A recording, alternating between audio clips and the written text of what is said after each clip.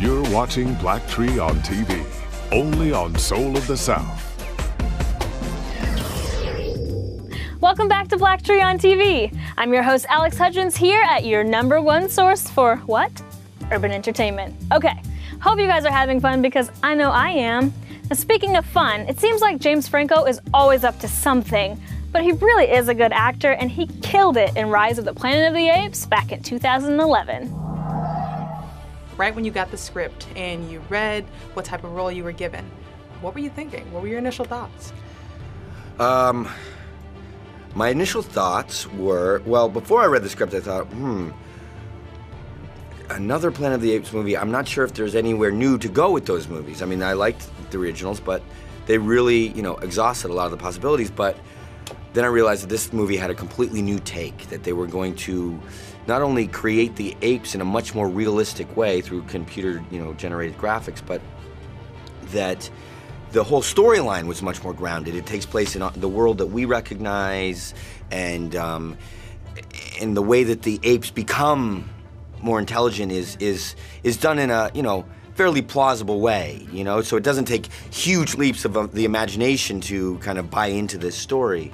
So I thought that was great. I thought it was a fresh take. But in addition to that, I thought the actual acting experience will be completely new. And maybe 10 years ago I'd think, oh, all this CG work, I would want to run away from that. But technology has advanced so far that it actually enables me to act opposite Andy Serkis, who plays Caesar, the chimpanzee, in scenes as if he were, just like I was used to doing in acting class, just opposite another actor.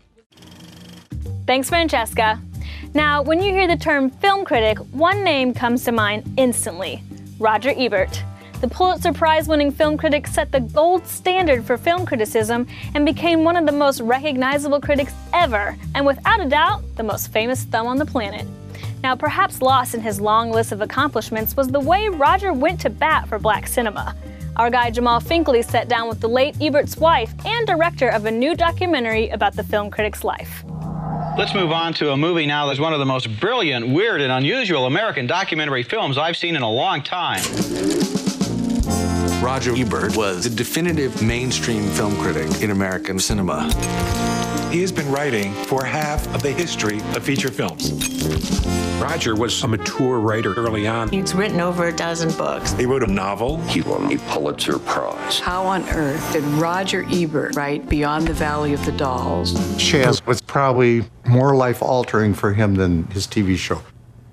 She really, really liked him for what he was and not who he was. Roger was a brilliant political writer.